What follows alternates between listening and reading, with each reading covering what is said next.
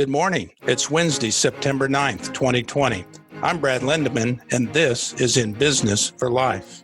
This is In Business for Life, a weekly podcast exploring how life-minded leaders like you are leveraging their time, treasure, and talent to save the preborn, champion adoption, and minister to men and women touched by abortion. Over the next 12 weeks, we are running a series of excerpts from Brad Lindeman's 2017 book, In Business for Life, What Being in Business for Life Has Taught Me About the Business of Life. Available in print and Kindle. Get your copy today at www.inbusinessforlife.org. And now, Brad Lindeman. Hold up long enough to discover what you're running towards or away from. This is number 8 in a 12-part weekly series of excerpts from my book, In Business for Life. I wrote the book to pass along some lessons learned at the crossroads of business and life. My hope being that some could learn from my mistakes and avoid a few head-on collisions. Failing that, my hope is that readers walk away from future collisions with fewer injuries and a fresh perspective on life.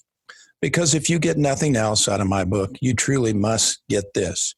You can run, but you can't hide from the truth of whatever you're running towards or away from. Months before my ruthless firing in the spring of 1989, I started looking for another job.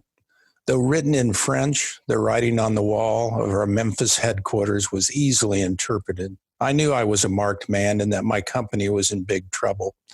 Broke and broken, I was looking for shelter and a fresh start for me and my family.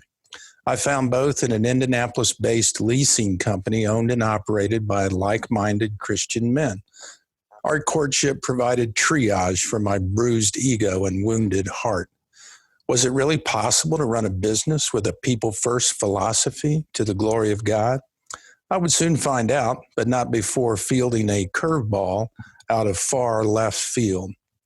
The long-awaited decision had been made. We were moving back to Indianapolis to start a new IT consulting division for that small leasing company. After 6 years away from our Hoosier home, Elaine was thrilled to be moving back. I too look forward to reconnecting with family and friends, but my primary focus was upon the new business I was about to start.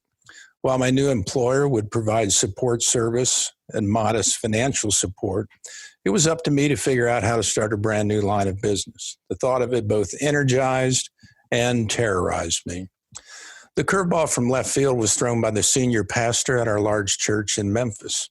Pastor Jimmy had somehow inherited responsibility for a small, troubled Christian college in the area. He was looking for someone to run it, someone like me. When Jimmy and his entourage showed up at our front door, I was more than a bit confused. But when your highest spiritual authority with skin on comes calling, you listen. Besides, I was still looking for the silver platter that my head had been handed to me on just a few weeks prior. To become a president of a college at the tender age of 32 was pretty heady stuff. And to have the backing of one of the largest churches of Memphis sounded like a much more secure thing than the uncharted territory that awaited me back home again in Indiana. Just when I thought the decision waters had cleared, my mind was once again as muddy as the mighty Mississippi just a few miles to the west. I will never forget what my highest skin-clad spiritual authority had to say when I posed the dilemma to him. Since we first met in the spring of 1975, Tom had been my go-to guy whenever I was facing a tough decision. He never let me down. This time was no exception. After I laid out the pros and cons of 2 very different career paths for me, Tom asked me a question that I will never forget. Brad, I see your dilemma. You have 2 very attractive yet very different options before you. In choosing one over the other, I would encourage you to ask yourself this question. Am I running towards or away from something? Tom had wisely discerned that my primary attraction to the college choice was the additional security it seemed to offer. I wasn't particularly passionate about post-secondary Christian education, but I was very passionate about starting and eventually owning my own business. though admittedly losing sleep at the prospects of entering the world of entrepreneurial terror. Tom helped me to see that if I ran away from it, I could be running for the rest of my life.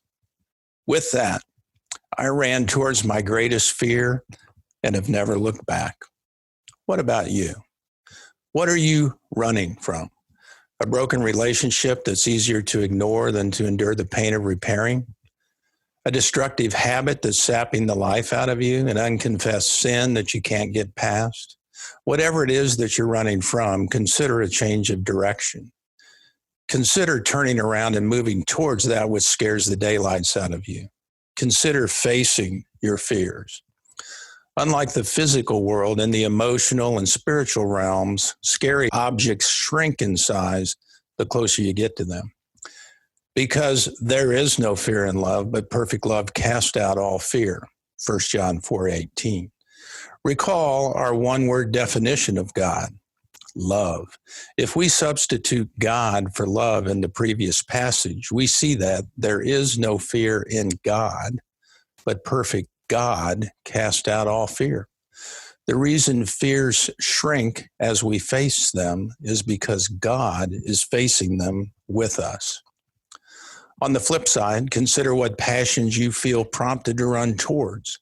In my case, back in 1989, I was prompted to run towards owning my own business. Looking back, I probably should have been running faster away from the toxic environment my employer's workplace had become.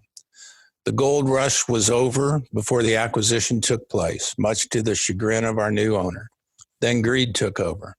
I was never privy to the details, but it was pretty clear that the good old boys from Memphis had sold the Frenchman and his Euro banker buddies a pig in a poke.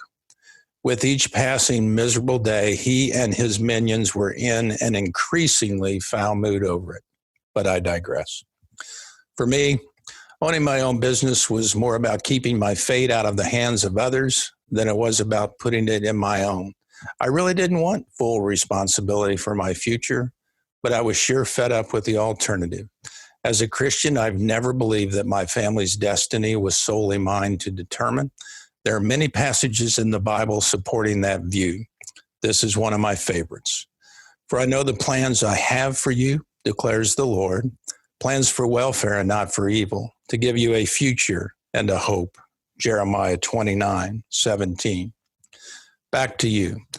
Consider the possibility that the above passage is not only true, but it could be true of you and yours today. Then, for the sake of illustration, let's oversimplify your complicated life. Let's pretend for a moment that you're in one of those three states of being. You're either running towards something, running away from something, or just plain stuck, not knowing which way to run. So, your first task is to determine which state of being you're in. Simple enough, right? Or maybe not so simple. With that, another part of my book is now yours. In the United States, at any given moment, there are over 50 families waiting to adopt a baby boy or girl because there truly is no such thing as an unwanted baby in America. In Business for Life is rallying pro-life business and community leaders to help stop aborting babies and start filling open arms through the brave love choice of adoption. For more information on how you can help, consider making a tax-deductible donation to In Business for Life by clicking the donate button at inbusinessforlife.org. That's inbusinessforlife.org. Thanks for joining us today. We'll see you next week.